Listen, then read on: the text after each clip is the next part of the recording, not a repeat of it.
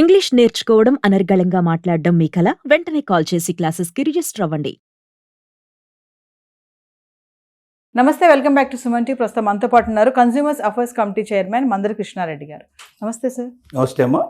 Sir, ఇప్పుడు డబ్బులు సంపాదించడమే కాదు, దాన్ని మేనేజ్ చేయడం కూడా రావాలంటారు. అంటే రిస్క్ లేకుండా ఇన్వెస్ట్మెంట్ చేయాలి అంటే ఏమన్నా స్కీమ్స్ కానీ అలాంటివి ఉన్నాయా? డబ్బు సంపాదించడానికి రకరకాల మార్గాలు ఉన్నాయి ప్రపంచంలో. కానీ రిస్క్ లేకుండా డబ్బు సంపాదించాలి అంటే మనం పెట్టిన పెట్టుబడికి గ్యారెంటీ ఉండాలి. ఎస్. మన డబ్బు ఎక్కడికి పోకూడదు. పైపెచ్చి మనం ఆశించినటువంటి రాబడి కూడా మనకు రావాలి. ప్రైవేట్గా చాలా స్కీమ్స్ ఉన్నాయి. ప్రైవేట్గా చాలామంది చాలా రకాలుగా చెప్తారు.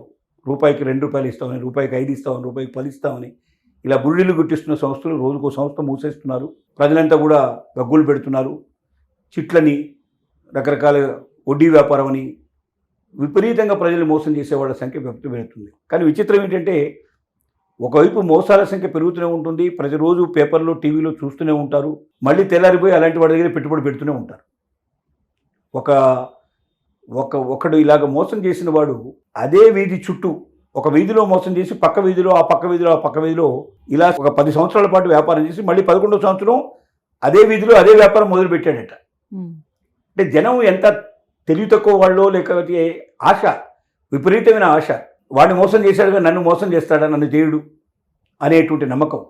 కొంతమందిని మోసం చేసిన వాడు అందరినీ మోసం చేసే అవకాశాలు ఎప్పుడైనా ఉంటాయి. కాబట్టి మోసం చేసే వాడి దగ్గరికి వెళ్లకుండా ఉండటమే మంచిది. అలాంటి వాళ్ళందరికీ శుభవార్త ఏమిటంటే పోస్ట్ ఆఫీస్ పథకాలు అత్యుత్తమమైనవి. పోస్ట్ ఆఫీస్ అనేది పూర్తిగా గవర్నమెంట్ ఆధీనంలో నడిచేటువంటి సంస్థ.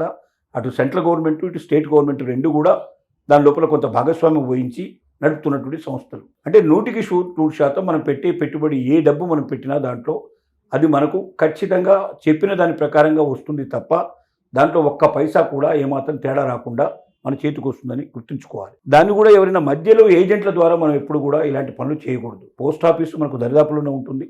ప్రతి ఊళ్ళో పోస్ట్ ఆఫీస్ ఉంటుంది. ప్రతి వీధిలో ఉండే అవకాశం ఉంది. కనీసం ఒక వీధిలో లేకపోయినా ఒక ఏరియాకు పోస్ట్ ఆఫీస్ అయినా కంపల్సరీగా మనకు దొరుకుతుంది. కాబట్టి మనమే స్వయంగా పోస్ట్ ఆఫీస్కి వెళ్ళి ఈ స్కీముల గురించి తెలుసుకొని మనం అక్కడ చేస్తే 100% మన డబ్బు ఎక్కడికి పోదు. కొంతమంది ఏజెంట్లు అని వస్తారు, మేము పోస్ట్ ఆఫీస్ ఏజెంట్లు అని వస్తారు. వచ్చి వాళ్ళు ఏం చేస్తారు, మన దగ్గర డబ్బు తీసుకుంటారు.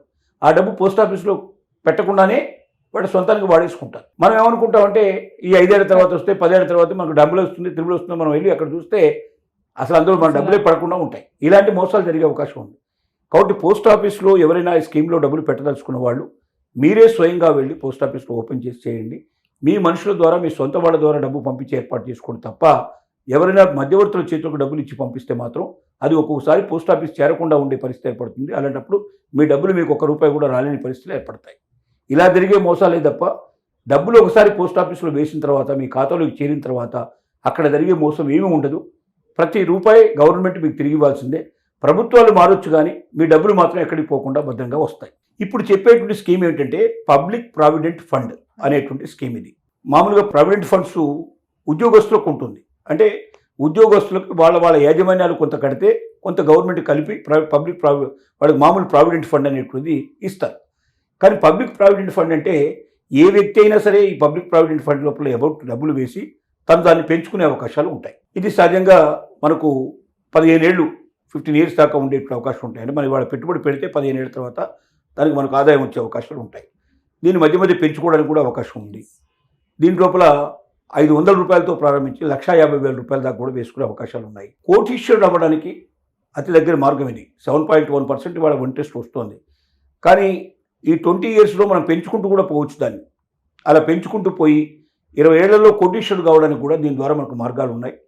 ఇంట్రెస్ట్ ఉండేవాళ్ళు పోస్ట్ ఆఫీస్కి ఒకసారి వెళ్ళి ఎంక్వైరీ చేసినట్టయితే ఈ విషయాలన్నీ మనం తెలుసుకొని రెగ్యులర్గా మనం దాంట్లో డిపాజిట్ చేసుకుంటూ వెళ్ళినట్టయితే బాగుంటుంది. రెండోది ఏంటంటే ఈ వడ్డీ ఎలా క్యాలిక్యులేట్ చేస్తారు దీంట్లో అంటే 5వ తారీఖు లోపల మీరు డబ్బులు వేస్తేనే మీకు 6వ తారీఖు క్యాలిక్యులేషను, అంటే ఆ నెల క్యాలిక్యులేషన్ వస్తుంది. మీరు 5వ తారీఖు దాటి 6వ తారీఖు మీరు డబ్బులు వేస్తే ఆ నెలలో మీకు వడ్డీ రాదు. నెక్స్ట్ మంత్కే వడ్డీ మళ్ళీ స్టార్ట్ అవుతుంది మీకు. కాబట్టి ఎప్పుడు మీరు వేసిన డబ్బులు 5వ తారీఖు లోపల వేయాలి తప్ప మీరు కట్టుకున్నటువంటి మీ స్కీమ్లోనే మీరు ఎవ్రీ మంత్ 5th లోపల డబ్బులు డిపాజిట్ చేయాలి. 5th దాటిందంటే 6thలో వేశారంటే ఆ మంత్కు మీకు ఇంట్రెస్ట్ రాదు, మీరు నష్టపోతారు. కాబట్టి ఎప్పుడు కూడా మీరు జ్ఞాపకం ఉంచుకోవాల్సింది పోస్ట్ ఆఫీస్ పథకాలు ఎందులో అయినా సరే 5th లోపలే డబ్బులు పెట్టుకోవాలి. 5th లోపల దాటిన తర్వాత ఇన్స్టాల్మెంట్ కట్టడానికి మీరు ప్రయత్నం చేయకూడదు. అలా చేసినట్టయితే ఒక నెల నష్టపోతారు మీరు డబ్బులు. దీన్ని దృష్టిలో పెట్టుకొని చేయాల్సిందిగా తెలియజేసుకుంటున్నాం. Thank you.